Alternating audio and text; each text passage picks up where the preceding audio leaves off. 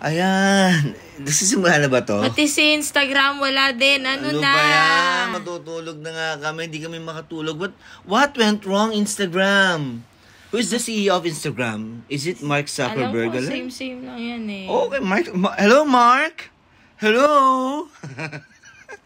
So, nag-inopen ko yung Instagram. Ang nakalagay na, couldn't refresh feed. Kasi may message din sana namin yung mga friends namin about nga sa Facebook. Kasi nga wala nga Facebook. So tinry namin silang i-message sa Instagram pero ayaw din mag-load ng Instagram. Ano na?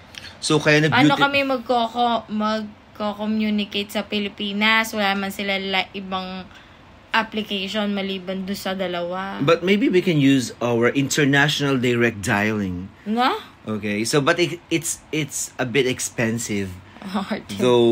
Arte mo. Hindi kasi naka-Beauty Plus kami. Baka naman. Yun. Ano ba nangyari? Look at my face. Pati Instagram. Flawless. Instagram! OMG.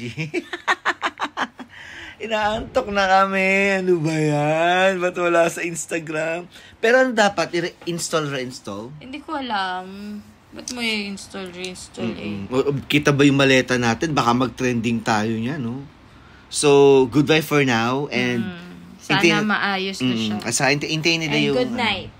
Hintayin yung yung ating update. Sana gising pa tayo. Okay, goodbye!